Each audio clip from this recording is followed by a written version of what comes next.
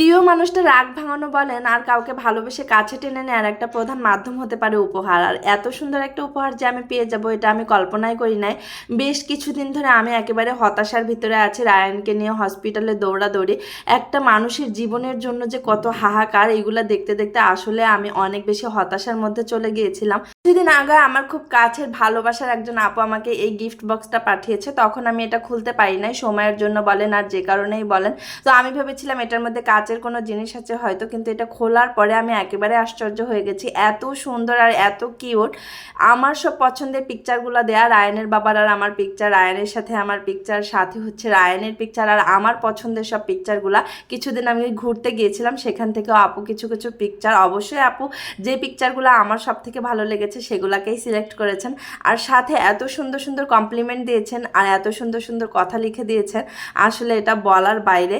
তো যাই হোক, যে আপুর কথা বলছি সে আপু হচ্ছে আমার একজন বড় আপু বলতে পারেন। আপু আমার রক্তের কেউ না, তবে কিছু কিছু সম্পর্ক আছে যে সম্পর্কগুলো রক্তের থেকেও অনেক বেশি।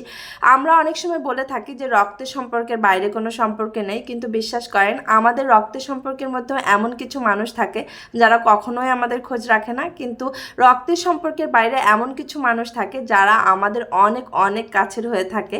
মেহনাজ আপু হচ্ছে আমার লাইফের এমন একটা পার্ট। আমি পার্ট বলেছি এই কারণে, কারণ আমার লাইফের যে অংশগুলো একেবারে অন্ধকারের দিকে, যেখান থেকে আমি একেবারে উঠে আসতে পারছিলাম না, অনেক বেশি ডিপ্রেশনে ছিলাম বা একেবারে লাইফটাকে মনে হচ্ছিল যে আমি কিভাবে এই লাইফটা থেকে বের হয়ে আসবো, সেটার একটা বের হওয়ার পথ বলতে পারেন মেহনাজ আপু আমাকে করে দিয়েছে। আপু আমার একটা ইন্সপাইরেশন বলতে পারেন।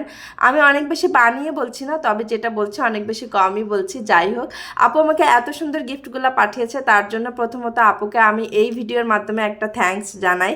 আর এর আগে কিন্তু আপুর সাথে আমি একটা ভিডিও শেয়ার করেছিলাম, আমার ফার্স্ট পেমেন্ট পেয়ে হচ্ছে আপুকে নিয়ে আমি মাওয়াতে গিয়েছিলাম। তো মাওয়াতে আপুকে একটা ট্রিট দিয়েছিলাম, তার একটা ভিডিও দেওয়া আছে। আর আপুর পেজের নামটাও কিন্তু আমি মেনশন করে দিব, আপনারা আপুর পেজটা ঘুরে আসতে পারেন। আপুর কিন্তু একটা ট্রাভেল পেজ আছে, অনেক সুন্দর। তো যাই হোক, এখন চলেন এই সুন্দর সুন্দর বক্সগুলোর ভিতরে কি আছে দেখি। এর ভিতরে হচ্ছে এই যে এই কিটক্যাট চকলেটগুলো আছে। কিটক্যাট চকলেট কিন্তু আমরা কম বেশি সবাই অনেক বেশি পছন্দ করি, আর রায়ান শুধুমাত্র কিটক্যাট চকলেটটা খায়, অন্য কোনোগুলাই ও খায় না। তো রায়ানও কিন্তু অনেক বেশি খুশি হয়েছে, আর ওর পিকচারগুলো দেখে ও অনেক বেশি খুশি হয়েছে। আসলে এই ধরনের একটা গিফট বক্স আমার কল্পনার বাইরে ছিল। তো এই যে কিটক্যাট আমরা প্রায় সবাই চিনি, তবে এই কিটক্যাটটা একটু বেশি কিউট ছিল, একেবারেই ছোট ছিল। এই ছিল গিফট বক্স। আর গিফট বক্সে এই সুন্দর সুন্দর গিফটগুলো আপনাদের কেমন লাগলো সেটা কিন্তু অবশ্যই আপনারা কমেন্টে জানাবেন। আমার কিন্তু ভীষণ ভালো লেগেছে, বিশেষ করে ছবির সাথে এই কথাগুলো। আমার কি মনে হয় জানেন, জীবনে টাকা পয়সার অনেক দরকার আছে, তার সাথে জীবনে এমন কিছু মানুষ থাকাও অনেক বেশি দরকার। কেমন লেগেছে ভিডিওটি অবশ্যই জানাবেন। ভালো থাকবেন।